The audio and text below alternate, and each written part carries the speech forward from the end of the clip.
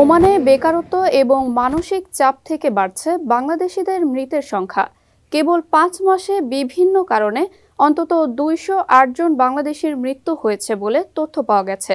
সূত্রের দেওয়া তথ্য অনুযায়ী মৃত প্রবাসীদের মধ্যে হৃদরোগে আক্রান্ত হয়ে সর্বোচ্চ 71 জন, সড়ক ও ওয়ার্কসাইট দুর্ঘটনায় 47 জন এবং আত্মহত্যার ঘটনায় আরও 8 জনের প্রাণহানি ঘটেছে।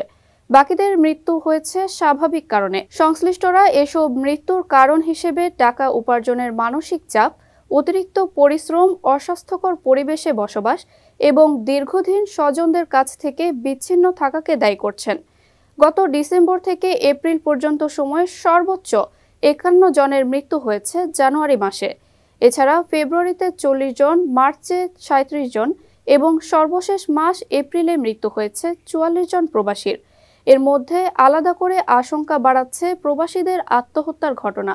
ধার করে বিদেশ যাওয়ায় অতিরিক্ত অর্থ উপার্জনের চাপকেই এজন্য দায়ী করা হচ্ছে। প্রবাসী শ্রমিকদের নিয়ে কাজ করে এমন বেশ কয়েকটি সংগঠন জানায়, গত 4 বছরে যত প্রবাসীর লাশ এসেছে তাদের মৃত্যুর কারণ বিশ্লেষণ করে দেখা গেছে অন্তত 80% ক্ষেত্রেই মৃত্যু হয়েছে আকস্মিকভাবে।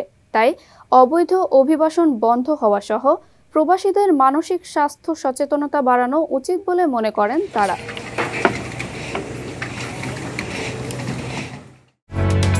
ওমানের সেরা রেট দিচ্ছে বাংলাদেশি প্রতিষ্ঠান গালফ এক্সচেঞ্জ।